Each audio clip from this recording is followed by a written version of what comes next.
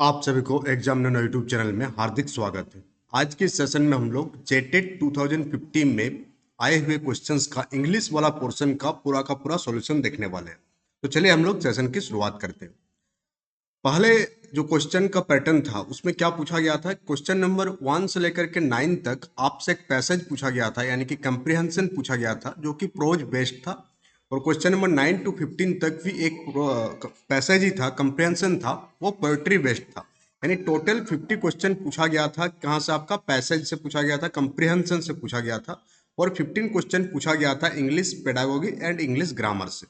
तो ये जो पोर्शन है 1 टू 15 तक, ये हम लोग वीडियो के लेटर पार्ट में डिस्कस करेंगे, और पहले हम लोग डिस्कस करेंगे इंग्लिश पेडागोगी को।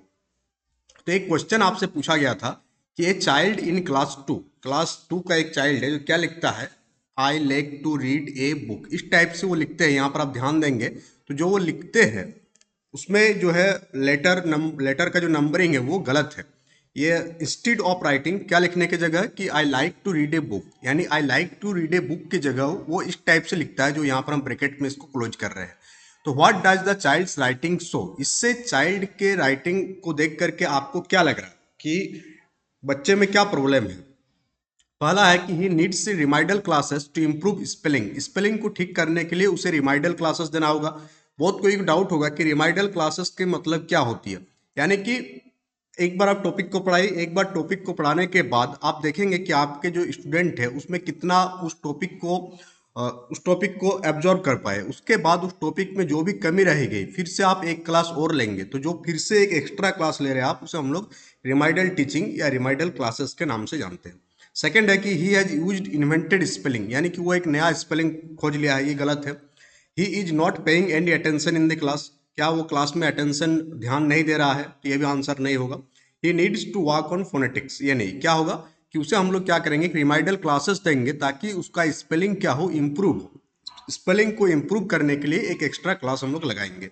तो क्वेश्चन नंबर 16 का जो आंसर होगा ऑप्शन नंबर ए आपका बिल्कुल सही उत्तर होगा। Move to the question number 17। Question number 17 आपसे पूछा गया था कि in a constructive classroom language learning should be based on, यानी कंस्ट्रक्टिव क्लासरूम में लैंग्वेज सीखने की जो तरीका है वो किस प्रकार की होनी चाहिए। कंस्ट्रक्टिव क्लासरूम में क्या होता है कि बच्चों को इस प्रकार से सिखाया जाता है, चाइल्ड को इस प्रकार से सिखाया जाता है कि वो मैक्सिमम चीज़ें को एक्सपीरियंस करके सीखेंगे। यानी कि वो क्या करेंगे, थ्रू एक्शन आप उसे कुछ करवाएंगे और उसके थ्रू वो कोई चीज़ को लर्न करेगा। तो उसे हम लोग कंस्ट्रक्टिव क्लासरूम के नाम से जानते हैं। ये कंस्ट्रक्टिविज्म का ही पार्ट है। और स्टूडेंट को इन्वेंशन के थ्रू, ये खोज विधि के थ्रू आप कुछ सिखाते हैं तो आपका कंस्ट्रक्टिविस्ट में आ जाएगा। फिर आपका इंटरेक्शन के थ्रू, किसके थ्रू? इंटरेक्शन के थ्रू अगर आप कुछ सिखाते हैं तो ये सारा जो प्रोसेस है वो किस में आएगा, कंस्ट्रक्टिव क्लासरूम में आएगा। तो अगर कंस्ट्रक्टिव क्लासरूम में आप लैंग्वेज सिखाना चाहते हैं तो आप क्या करेंगे? पहला ऑप्शन आप देखेंगे ध्यान से कि the transaction of the prescribe text book by the teacher. Option B देखेंगे आप कि learners previous knowledge in constructing their new knowledge using authentic task.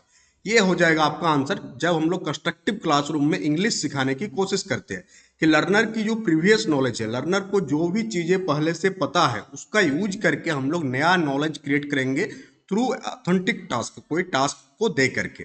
तो ये हो जाएगा आंसर कंस्ट्रक्टिव क्लासरूम में अगर हम लोगों को क्या सिखाना हो, लैंग्वेज को सिखाना हो।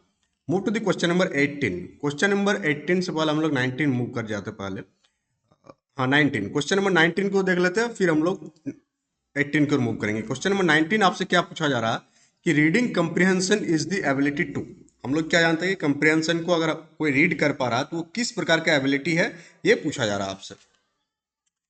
Perceive and decode letters to read the text fluently, ये हम लोगों का नहीं आंसर होगा एबिलिटी में। Construct meaning by interacting with the text, हम लोग रीडिंग कंप्रीहेंशन क्यों प्रैक्टिस करते हैं, ताकि कंप्रीहेंशन में जो भी चीजें दिया हुआ है उसका मीनिंग को हम लोग क्या कर सके, उसका मीनिंग से हम लोग कोई चीज कंस्ट्रक्ट कर सके, कोई नया चीज बना सके। तो आंसर हो जाएगा आपका option number B. Reading comprehension is the ability to construct meaning by interacting with the text, text के साथ इंटरेक्ट करके मीनिंग क्रिएट करना ही कंप्रीहेंशन, रीडिंग कंप्रीहेंशन का मेन फोकस है और एबिलिटी है। तो 19 का आंसर आपको ऑप्शन नंबर बी हो जाएगा।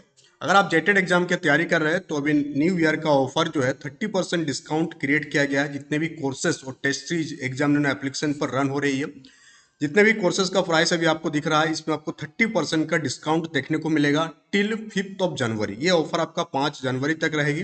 वो 5 जनवरी, फिर 5 जनवरी के बाद जो प्राइस आपको दिख रहा है उसी प्राइस पर ये कोर्स आपको मिलने लगेगी।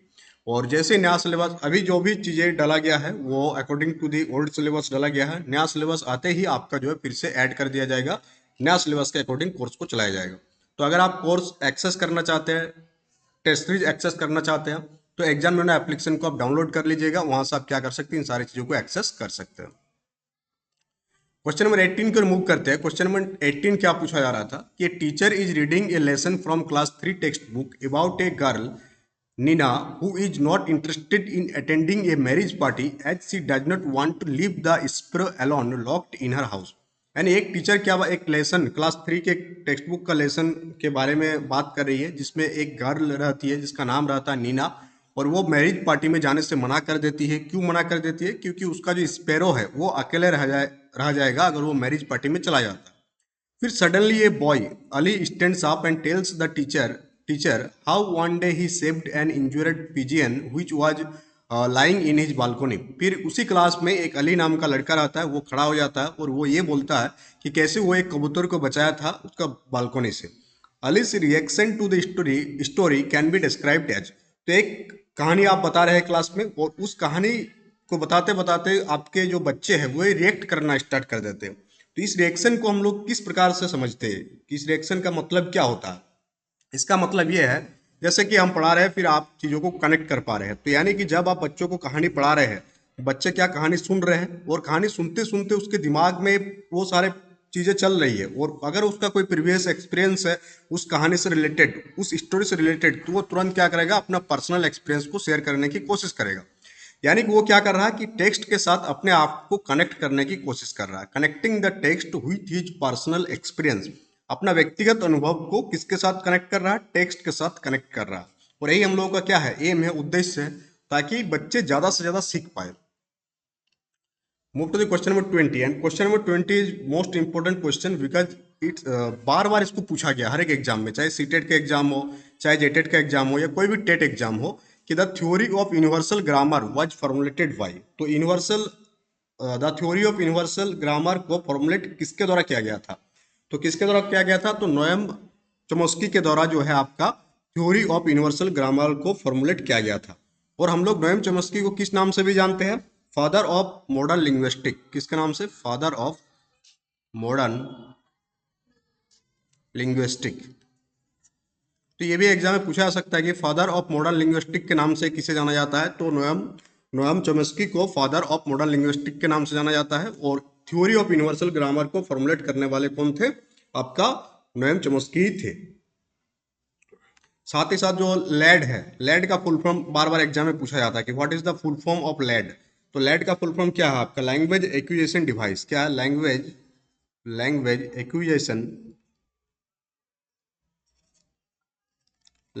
Acquisition device. यानी नोएम चोम्स्की का क्या कहना था कि बच्चे जब जन्म लेते हैं या इंसान जब जन्म लेते हैं तो ये जो लैड का एक डिवाइस है, ये हमें बच्चे के दिमाग में शुरुआत से ही फिट रहता है।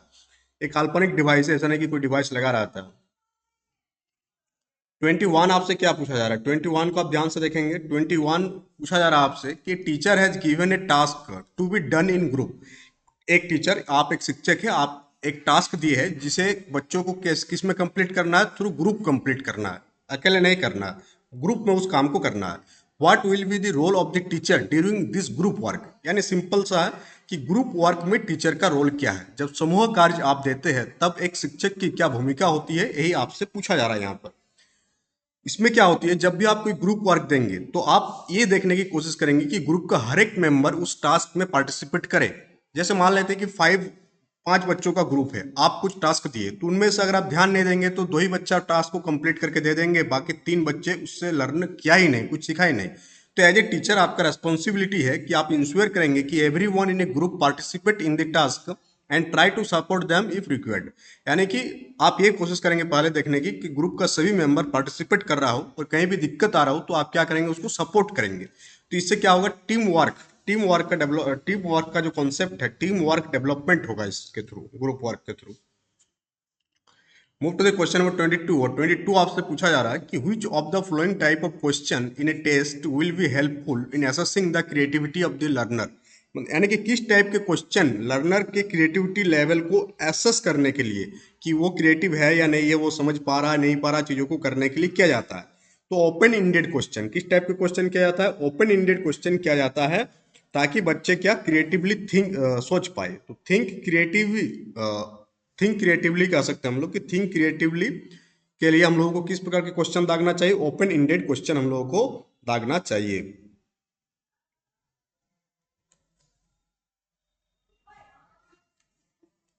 ठीक है, मूव टू द क्वेश्चन 23। हम पहले से ही बता रहे हैं कि इस टाइप के क्वेश्चन हर एक सेक्शन में आपको देखने को मिला है।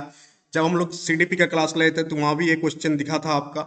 उसके बाद हिंदी वाला पेडागोगी में ये क्वेश्चन दिखा था आपको, फिर इंग्लिश वाला पेडागोगी में भी ये क्वेश्चन आपको देखने को मिल गया। तो एक श्योर है कि इस टाइप के क्वेश्चन आपका एग्जाम में पूछा ही पूछा जाएगा, यानी 2 या 3 नंबर तो आप यहीं से कंफर्म कर सकते हैं अपना। बहुत ही आसान सा है। पूछा क्या जा रहा है कि deficiency in the ability to write associate with impaired handwriting is a symptom of.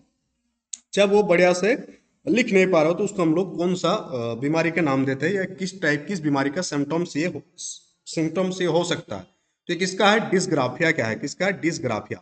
बाकी डिसकैलकुलिया के बारे में भी हम लोग बात कर चुके हैं। कमेंट बॉक्स में कमेंट करके आप बताइएगा। डिस्पेजिया के बारे में भी बात कर चुकी है, और अफासिया भी बात कर चुकी है। क्या है? लैंग्वेज डिसऑर्डर है। ये क्या है? Language disorder. तो अफासिया क्या है? लैंग्वेज डिसऑर्डर है। इसके बारे में हम लोग बात नहीं किए थे, तो यहाँ पर हम लिख देते हैं कि अफासिया जो है लैंग्वेज डिसऑर्डर, जो कम्युनिकेशन को क्या करता है? अफेक्ट करता है। डिस्फेजिया क्या है? ये अफेसिया के सिमिलर ही है, और ये भी आपका एक लैंग्वेज डिफिकल्टीज में ही आता है। किसमें आता है? लैंग्वेज डिफिकल्टीज में ही इसका काउंट होता है। किसका? डिस्फेजिया का, लैंग्वेज डिफिकल्टीज। तो यहाँ तक आपको चीज़ें क्लियर हुआ और आपको चीज़ें धीरे धीरे समझ में आ रहा। वीडियो को लाइक शेयर कीजिएगा, कमेंट बॉक्स में कमेंट कीजिएगा, सो दैट हमको समझ में आए कि हाँ आप इंटरेक्ट कर रहे हैं, आप इंटरेस्टेड है क्लास लेने के लिए। और आप उधर खाली वीडियो देख लेंगे और कुछ करेंगे नहीं उधर से, यानी 2 वे कम्युनिकेशन अगर नहीं होगा तो फिर एक जो मोटिवेशन है वो मोटिवेशन डेली बेसिस पर नहीं मिल पाता। तो फॉर द मोटिवेशन आपको वीडियो को लाइक करना है, शेयर करना है। जो भी आपको डाउट है, जो भी आप बातें करना चाहते हैं, तो वो कमेंट बॉक्स में आप कमेंट कर सकते हैं। क्वेश्चन नंबर 24 आपसे क्या पूछा जा रहा है कि in a role play a student at the end said this news report is presented by the reporter Anshu and cameraman Priya.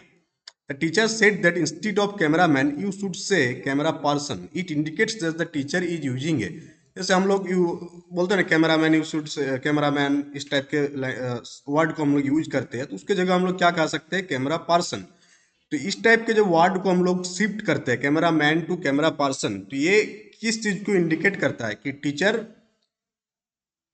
Class में जेंडर वाइस कर रहा है या जेंडर वाइस नहीं कर रहा है? तो टीचर यहाँ पर जेंडर वाइस नहीं कर रहा है, जेंडर न्यूट्रल लैंग्वेज का इस्तेमाल करने को क्या कर रहा है? इनहांस कर रहा है।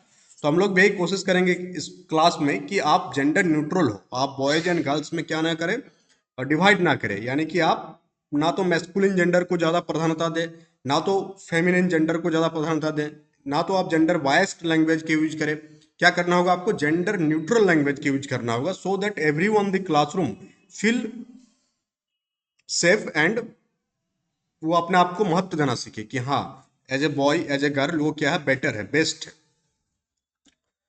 Move to the question number 25 आपसे पूछा जा रहा है कि dictionary is a very important tool for learning a language. हम लोग जानते हैं कि किसी भी भाषा को सीखने के लिए जो शब्दकोश होता है, डिक्शनरी होता है, उसका एक इंपॉर्टेंट रोल होता है लैंग्वेज लर्निंग में। Which of the following is list important about the use of a dictionary. Dictionary use करने का सबसे कम महत्वपूर्ण टास्क क्या है? यहाँ पर जो 4 ऑप्शन दिया उनमें से looking at the meaning of a word. तो ये डिक्शनरी का तो मेन काम है कि हम लोग वर्ड का मीनिंग देखने के लिए डिक्शनरी का इस्तेमाल करते हैं। Check the passive voice of a word, check the part of speech. Dictionary से हम लोग पार्ट ऑफ स्पीच भी देखते हैं, चेक द स्पेलिंग भी। तो ये सबसे कम महत्वपूर्ण वाला काम है। कौन सा? कि हम लोग पैसिव वॉइस, किसी वर्ड का पैसिव वॉइस को चेक कर रहे हैं डिक्शनरी से। जनरली हम लोग नहीं करते।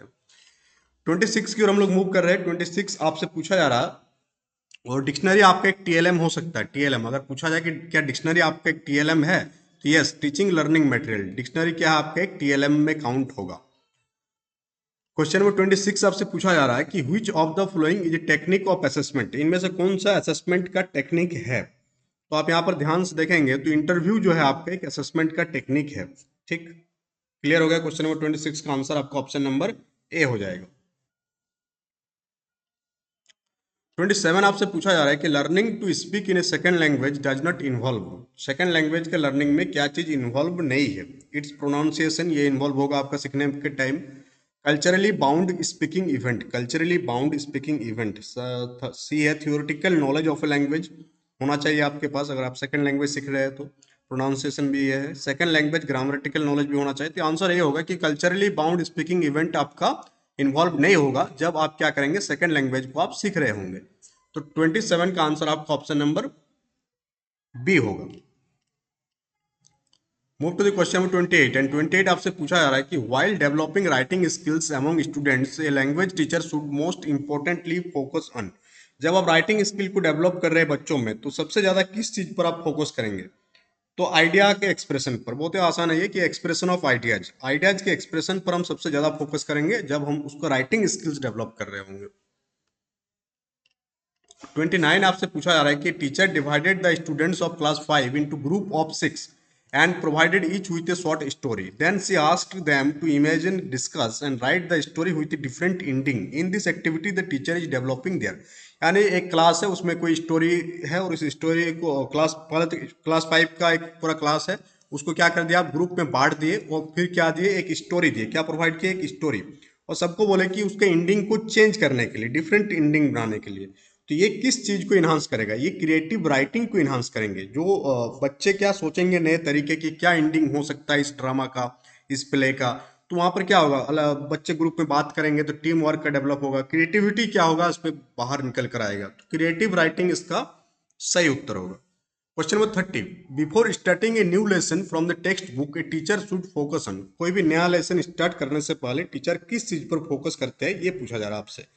तो ये बहुत ही आसान है कि हम लोग जो प्रीवियस नॉलेज क्या है उस बच्चे का, उसको कनेक्ट करने की हम लोग कोशिश करते हैं। तो ऑप्शन नंबर सी में लिखा हुआ connecting the theme of the lesson with learners previous experience. Clear हो गया क्वेश्चन नंबर 30। अब हम लोग क्वेश्चन नंबर 1 से जो आपका बचा हुआ था उन सारे क्वेश्चंस को हम लोग एक एक करके डिस्कस करेंगे। तो हम लोग क्या बोले थे कि क्वेश्चन नंबर 1 से लेकर के 9 तक जो है आपका एक कंप्रिहेंशन दिया गया था, एक पैसेज दिया गया था, अनसीन पैसेज दिया गया था और उससे क्या करना था, आपको क्वेश्चंस का आंसर देना था। तो लेट्स स्टार्ट दे, इसका हम लोग डिस्कस कर सकते हैं आप यहाँ भी। और जो पैसेज दिया हुआ है इसको आप पढ़ लीजिए। यहाँ हम स्लो करते रहे वीडियो को कि madam commas Paris home become a shelter for world revolutionaries. तो मैडम कामा के बारे में पैसेज है। पहला बात तो आपको यहीं से पता चल गया कि मैडम कामा के बारे में ये पैसेज है। और दूसरा चीज, जब भी आप कोई आंसर पैसेज यानी कि रीडिंग कंप्रिहेंशन को सॉल्व करे तो सबसे पहला पैसेज को ना पढ़े, पहले आप क्वेश्चंस को पढ़े। स्टेप क्या होगा, पहले आप जो क्वेश्चन दिया हुआ उन सारे क्वेश्चन को एक बार पढ़ ले, इससे आपका टाइम सेव होगा। फिर आप क्या करें, पैसेज को पढ़े डायरेक्टली और ऐसा चीज जो आपको क्वेश्चन में दिखा था उसको कहीं अगर पैसेज में मिल रहा है तो उसका हाईलाइट करते चले। और थर्ड स्टेज में क्या करें, आप आंसर करने की कोशिश करें। तो ये 3 स्टेज होता है किसी भी रीडिंग कंप्रिहेंशन को सॉल्व करने का। क्लियर हुआ यहाँ से। तो ये मैडम कामा के बारे में पूरा पैसेज है, पूरा पढ़ लीजिएगा, इस कंप्रिहेंशन है। सेकंड पेज को भी हम यहाँ थोड़ा देर के लिए होल्ड कर रहे हैं सो दैट आप इसे पढ़ पाए। वीडियो को पॉज कीजिएगा, पढ़ लीजिएगा, फिर वीडियो को आप चालू कीजिए, फिर आप क्वेश्चन की ओर हम लोग आएंगे। यहाँ पर आप पॉज कीजिए, वीडियो को पढ़ लीजिए इसको, फिर let's move to the question. Question और एक है, यानी काफी बड़ा पैसेज दिया गया था, तो जब भी इतने इस टाइप से बड़ा पैसेज दे तो क्वेश्चन को पढ़ना पहला बहुत जरूरी होता है। तो क्वेश्चन पहला पढ़ लीजिए, उसके बाद जो है आप आंसर कीजिए। तो क्वेश्चन क्या था पैसेज से कि not only did madam Cama participate in India struggle for freedom, she also. यानी हम लोग क्या कहते हैं कि मैडम कामा जो है भारतीय स्वतंत्रता संघर्ष, स्वाधीनता संघर्ष में क्या भाग लिए थे, इसके अलावा वो क्या करते थे। इसके अलावा यहाँ ऑप्शन नंबर डी इसका सही उत्तर हो गया कि champion the cause of women. 1 का डी। पैसेज को आप पढ़ेंगे तो इसका आंसर आप आसानी से कर सकते हैं, पैसेज में ये आंसर आपको देखने को मिलेगा। क्वेश्चन नंबर 2 आपसे क्या पूछा जा रहा कि madam Cama's entry into India was banned because, madam Cama का भारत में आना प्रतिबंध लगा दिया गया था, इसके पीछे का कारण क्या था। क्योंकि वो एक रेवोल्यूशनरी थी एंड स्टंच नेशनलिस्ट, वो एक रेवोल्यूशनरी थी जिसके कारण उसको भारत में आना क्या कर दिया गया था, प्रतिबंध लगा दिया गया था अंग्रेजों के द्वारा। क्वेश्चन नंबर 3 पूछा गया है कि the author's attitude to madam Cama can be described as author का एटीट्यूड किस प्रकार का है मैडम कामा के बारे में, ये आपसे पूछा जा रहा है। तो किस प्रकार का है, लाउडेटरी है। ऑप्शन नंबर बी इसका सही उत्तर होगा। फोर पूछा जा रहा है आपसे कि the word इंजीनियसली most nearly means, इंजीनियसली का मोस्ट नियरेस्ट मीनिंग क्या होगा आपका, या सिनोनिम से आप बोल सकते हैं। तो क्लिवरली क्या होता है आपका, क्लिवरली होता है। सेक्रेटली मतलब होता है गुप्त रूप से होता है। विल्डफुली मतलब जानबूझकर। क्वेश्चन नंबर 5 आपसे पूछा है कि the word which is opposite in meaning to famous, famous का ऑपोजिट वर्ड क्या होगा। तो बहुत ही आसान है, इसका आंसर आप तुरंत कर सकते हैं। फेमस मतलब प्रसिद्ध व्यक्ति, बहुत ही फेमस। जैसे महेंद्र सिंह धोनी फेमस क्रिकेटर है, बट बहुत कोई है हम लोग जो अभी तक क्या फेमस नहीं है, यानी कि हम लोग पॉपुलर नहीं है। तो यहाँ अनपॉपुलर होगा। ऑप्शन नंबर ए, 5 का आंसर ए हो जाएगा। Move to the question number 6। Question number 6 देखिए, थोड़ा सा ग्रामर पोर्शन से क्वेश्चन है आपका, थोड़ा सा आपको ध्यान से देना होगा कि madam Cama fought for the cause of women. हम लोग क्या जानते हैं कि मैडम कामा जो है स्त्रियों के कारण क्या लड़ाई लड़ी। Tense of the above sentence has been correctly changed into past perfect, यानी ये जो सेंटेंस है, इस सेंटेंस का टेंस को आपको चेंज करना है, किसमें, पास्ट परफेक्ट में चेंज करना है, यानी वर्ब 3 में चेंज करना है, इसमें पास्ट परफेक्ट में करना है। तो क्या हो जाएगा, madam Cama had fought for the cause of women. तो ऑप्शन नंबर ए इसका सही उत्तर हो जाएगा। यहाँ हैड आपको दिख रहा है। क्वेश्चन नंबर 7 आपसे पूछा जा रहा है कि which part of speech is the underline word in sentence given below. Which part of इस अंडरलाइन गिवन बिलो, अंडरलाइन हो जाएगा आपका हु, ये वाला। कि ये जो हु है, हु का कौन सा पार्ट्स ऑफ स्पीच है, ये पूछा जा रहा है। तो हु क्या आपका नाउन तो है नहीं, प्रोनाउन है। क्या आपका प्रोनाउन है आपका। Move to the question number 8। Question number 8 आपसे पूछा जा रहा है, क्वेश्चन नंबर 8 आपसे क्या पूछा जा रहा है, ठीक, कि how did the book the first Indian war of independence find its way to India. The book was, book को जो है स्मगल्ड के थ्रू पहुंचाया गया था। पैसेज आप पढ़ेंगे तो वहां पर इसका आपको समझ में आएगा। क्वेश्चन नंबर 9 आपसे पूछा जा रहा है कि मैडम लाल धिंगरा वाजे, मैडम लाल धिंगरा कौन थे, एक freedom fighter. Option number B आपका बिल्कुल यहाँ पर सही उत्तर हो जाएगा। नेक्स्ट आपका एक पोएट्री है, और उस पोएट्री से बेस्ट आपका कुछ क्वेश्चन दिया गया है। तो पोएट्री को आप पहले पढ़ लेंगे, पहले क्वेश्चन पढ़ेंगे, फिर पोएट्री को आप पढ़ेंगे। जैसे so he spoke mildly Sohrab heard his voice, तो ये पूरा पैसेज को आप पढ़ लीजिएगा, तो आप आसानी से कर सकते हैं। पैसेज को आप स्लो पॉज कीजिएगा, फिर आप क्वेश्चन को रिमूव करिएगा। क्वेश्चन पूछा जा रहा है आपसे कि the description of Rustum's physical appearance shows that was middle age. क्या होगा आंसर, ऑप्शन नंबर बी होगा। 11 का आंसर हम लोग देखेंगे। 11 पूछा जा रहा है आपसे कि the way Sohrab reacted when he saw Rustum shows that, ये क्या चीज को शो कर रहा है। He felt great love and admiration for him. Option number B यहाँ सही उत्तर होगा 11 का। 12 है कि the poet describes Rustum's voice as, Rustum के वॉइस को पोएट किस प्रकार से डिस्क्राइब किया है, पावरफुल। ऑप्शन नंबर ए आपका सही उत्तर होगा। क्वेश्चन नंबर 13 है the figure of speech used in lines 3 and 4। Line 3 and 4 में जो फिगर ऑफ स्पीच का यूज किया गया वो क्या है, वो स्माइल है। ऑप्शन नंबर डी यहाँ सही उत्तर हो जाएगा। 14 पूछा जा रहा है आपसे कहते नाम name the literary device used in, कौन सा डिवाइस को यूज किया गया, इमेजरी। ऑप्शन नंबर बी होगा यहाँ पे। 15 है कि the encounter between Rustum and Sohrab took place, दोनों का इनकाउंटर कहाँ पर हुआ था, तो ऑन द सी शोर, सी शोर में ही रुस्तम और सोहार्ब का क्या हुआ था, इनकाउंटर हुआ था, यानी एक दूसरे से मिले थे। तो क्वेश्चन नंबर 15 तक हम लोग यहाँ सॉल्व कर लिए। तो इस प्रकार से हम लोग 30 क्वेश्चन डिस्कस किए आज का सेशन में। आज का सेशन काफी फ्रूटफुल रहा, काफी नए नए इन्फॉर्मेशन आपको जानने को मिली, और आपको जानकारी होना चाहिए जिस भी एग्जाम का आप तैयारी कर रहे हैं कि किस प्रकार का PYQ पूछा जाता है, क्योंकि काफी लंबे समय से एग्जाम नहीं हुआ। तो बट यही एक तिनका का सहारा, क्या मतलब कोई अगर समुद्र में डूब रहा है और तिनका का सहारा मिल जाए, वही बहुत होता है। तो सेम केस जेटेड के साथ भी हो रहा है कि बहुत ज़्यादा रिसोर्सेस अवेलेबल नहीं है। वो सिलेबस को इतना कचड़ा करके भेजा गया कि जो रिसोर्स तैयार करने वाले थे वे लोग भी क्या गए, रुक सा गए। शुरुआत में बहुत ही एनर्जी के साथ सब कोई जेटेड का प्रिपरेशन कराने में आए थे, बट जैसे ही सिलेबस देखे तो थोड़ा सा वहाँ क्या हो गया, माइंड डाइवर्ट हुआ। माइंड डाइवर्ट क्यों नहीं होगा, जो सिलेबस है वो जैम का सिलेबस है। आप यहाँ टेट का एग्जाम ले रहे हैं, तो जो भी चीज़ें आप कर रहे हो वो पूरा पूरी गलत था सिस्टम में। तो उस चीज़ को सरकार ने भी समझे, वो सरकार क्या क्या सिलेबस चेंज की और पूरा का पूरा प्रोसेस स्टार्ट कर दिया। और हम लोग एक वीडियो में बात भी किए थे कि इसका जो विज्ञप्ति है बहुत ही जल्द आपके पास पहुंच जाएगा सिलेबस चेंज को लेकर के। फिर एक नया सिलेबस आपको देखने को मिलेगा, और नया सिलेबस के बाद भी आपको टाइम दिया जाएगा। ऐसा नहीं कि आज सिलेबस पब्लिश किया जाएगा और एक सप्ताह बाद आपका एग्जाम कंडक्ट कराया जाएगा, ऐसा नहीं होगा। एटलीस्ट जो है आपका 60 डेज टू 90 डेज का टाइम, आई थिंक, ये पूरा मेरा अपना विचार है, माई पर्सनल रिव्यू है ये, मेरे विचार के अनुसार 60 to 90 डेज का गैप आपको देखने को मिलेगा नया सिलेबस के बाद भी। बट ये मेरा विचार है, मैं भी, झारखंड में कुछ भी हो सकता है, शुरुआत से हम बताते आ चुके हैं, यानी इस बात को बहुत सीरियसली आपको नहीं लेना है। बट एक मोटा मोटी जो अंदाजा है उसके बारे में अगर हम लोग बात करें तो 60 डेज के अंदर आपका एग्जाम हो सकती है नया सिलेबस पब्लिश होने के बाद।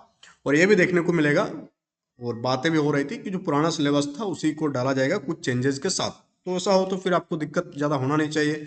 जो भी कोर्सेज वगैरह में टॉपिक एडेड है वो प्रीवियस सिलेबस को देखकर ही एडेड है, तो आपको वहाँ पर आसानी से सारी चीज़ों को आप हवा की तरह उड़ाकर ले जा सकते हैं। और साथ ही नया साल का ये ऑफर है, 30% डिस्काउंट है all course and test series में। अगर आप एक्सेस करना चाहते हैं तो एग्जाम नोना एप्लीकेशन को डाउनलोड कर लीजिए, वहाँ से आप एक्सेस कर सकते हैं। तो so that's all for today. Thank you for attending the session. बहुत ही अच्छा लगा आज का सेशन को कंडक्ट करा के।